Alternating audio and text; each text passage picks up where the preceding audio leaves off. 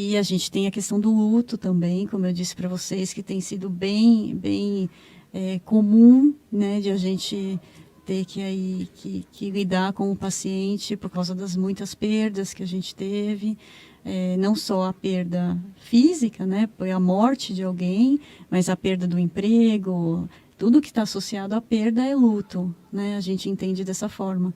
E a gente tem visto lutos prolongados, né, o que a gente considera que não é o que é aceitável, né? Um processo de luto, ele é um processo com começo, meio e fim, a gente entende ele, né, dentro de uma linha, todas as etapas, né, que a pessoa precisa passar para elaborar aquela situação. E o que a gente tem visto é que esses lutos, eles não se elaboram, né? Eles vão se arrastando. A gente teve um problema muito sério também com relação à pandemia, que foi o ritual, né, do sepultamento. Ele foi também modificado. Isso é super importante para o ser humano, né? Aquilo faz parte A despedida, né? deste processo de elaboração, e isso foi Retirado. foi retirado já, né?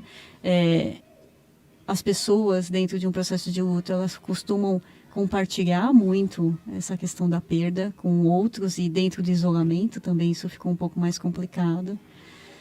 Então tudo isso assim vem aparecendo bastante. A gente tem pego pacientes assim em processo de luto prolongado de 8, 9 meses, que você conversa com a pessoa e parece que foi ontem. Eu conheço gente assim, Sim. gente próxima assim, que perdeu o marido, né, assim, e até hoje, já faz mais ou menos uns 4 meses, que até hoje não... É como se fosse ontem mesmo. Isso não é o que a gente espera. E a própria pessoa em si, nesse caso, ela pode adoecer também, não é, Andressa? Isso, né? Porque aí a gente começa a ter as comorbidades que a gente fala, né? O que se associa a esse luto. Então, pode ser um quadro depressivo, pode ser um quadro ansioso. Mas é importante dizer que existe uma forma de vivenciar isso, que é uma forma simbólica. Eu acho que isso que é o que eu posso trazer de contribuição. A gente precisa agora, nesse momento, aprender a se despedir de um outro jeito. Se despedir dentro da mente da gente, né? Se despedir das pessoas de um jeito como se a gente trouxesse elas para a nossa presença, né? Dissesse o que precisa ser dito, imaginasse, uma coisa muito mais dentro da nossa fantasia, né? Do que dentro da realidade. E assim a gente vai começando a superar, né? A saudade sempre vai permanecer, são pessoas insubstituíveis, mas é isso, a gente precisa continuar, como você disse, né? E só que se a gente continua com esse luto mal trabalhado, com essa dor, fica tudo muito mais, parece que sem sentido, né? Então é isso, tentar trabalhar essa despedida de uma outra forma, né? Então eu já orientei a escrever, né? Escreva, né? Ou pega uma foto, né? Faz ali uma conversa, né? Tudo aqui na cabeça, né? Eu acho que esse tipo de despedida, sem que a gente veja, é difícil porque faz parte dos nossos sentidos, né? A visão, você tem aquela necessidade de colocar um ponto final através daquilo que você vê. Sim. Então, você está acostumado a ter a pessoa ali do seu lado, você vê a pessoa em pé, sentadinha, comendo, do seu lado sempre. Quando você não vê ela partindo, eu acho que a nossa mente engana. E eu passei por isso também, né? A minha avó faleceu, só que ela morava no Paraná, olha só. Ela morava no Paraná. E como a gente mora distante, eu não fui ao velório, eu tenho a impressão de que ela ainda tá viva. Uhum. Tenho total impressão. Eu só vou entender mesmo, e isso eu já no deixei ambiente dela. quando eu for na casa dela de novo, que todo fim de ano a gente ia lá. E eu tenho uma pessoa que passou por isso. Ela falou no sentido dos amigos em si, da questão dos meus sentimentos, na questão do acolhimento em si, você teve uma perda. E essa amiga, ela me falou, e eu achei muito, assim, forte, né? Ela falou que mora num condomínio grande, e nem os próprios vizinhos de porta, e ela e o marido eram pessoas conhecidas, né, nesse ambiente.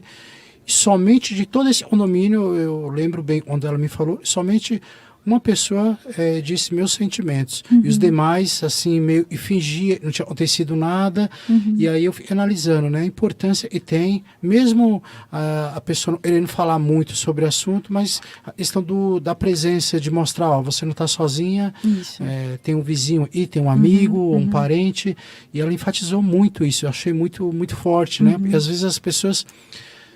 não sei se está relacionado à insensibilidade ou de repente não vamos tocar nesse assunto, e ela falou muita ênfase, todos nos conheciam e todos souberam e nós passamos e ele faleceu e por isso as pessoas, ela falou do condomínio dela somente uma. É isso mesmo, aconteceu comigo, somente uma. Impressionante isso. Umas pessoas em si, qual o motivo? Uma proteção, estão de no assunto, porque as pessoas estão mais insensíveis, não sei. Eu não acredito, eu acho que talvez o próprio impacto, né, da morte do outro, talvez gere esse tipo de frieza, né, momentânea. Eu acho que tá difícil lidar com a morte, né? As pessoas procuram até se proteger, Talvez fugir um pouquinho sim, dessa... talvez um pouco, né? Talvez tenha um pouco disso, sim. Eu acho que elas também têm um pouco de medo de tocar no assunto e magoar de algum modo, né? Às vezes a pessoa não quer falar sobre isso, mas, por outro lado, às vezes a pessoa que tá passando por isso, ela quer ouvir alguma coisa, Ela né? precisa. São dois Precisa. lados da moeda, né? Sim. Às vezes a pessoa não quer tocar no assunto porque não quer magoar, finge que não sabe aconteceu. como falar também, né? Muitas vezes. É delicado. A gente tem um manejo, né, da morte, né? A gente não perdeu esse manejo, né? Alguma coisa bloqueou, acho que, né, esse tipo de ação.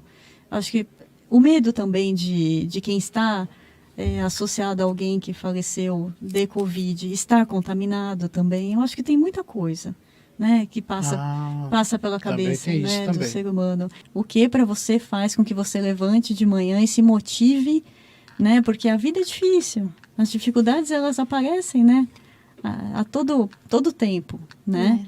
Agora, o que sustenta você para enfrentar essas dificuldades? Qual que é o teu objetivo aqui? Você não pode estar simplesmente aqui solto de passagem, né? Eu acredito que, não sei, né? Mas eu acredito que filosoficamente essa é uma das maiores questões, né? Esse assunto de sentido da vida, busca de sentido, né? Significado, né? Significado da vida, porque cada um vê uma coisa, né? Cada um vê ali um pedacinho, uma teoria. É bem complexo, né? Mas é importante É. ter para si, né? É algo que, nesse sentido, te dê mesmo essa sensação de continuidade, de apesar de tudo que eu estou passando, eu tenho a pretensão e eu tenho, né, a intenção de permanecer. Tem algo a ser realizado Isso. completo, né? Isso. Era exatamente essa questão que acontecia na Segunda Guerra lá, especialmente os judeus em si, né? Muitos sabiam e ainda tinha alguém a ver, uma obra a se realizar, e por isso, e os outros que não tinham esse sentido, terminavam se matando mesmo, porque era muito duro a realidade, né? Mas o que faz que a gente permanecer é justamente aquilo que toca, né? Aquilo que diz, não, eu vou enfrentar essa depressão, esse luto, eu ainda tenho, né, algo para fazer, algo para oferecer, eu sou importante, Sim. por mais sozinho que eu esteja, eu sou importante para alguém, para algo, e se eu não me sinto importante agora, procurar algo que faça você se sentir desse jeito.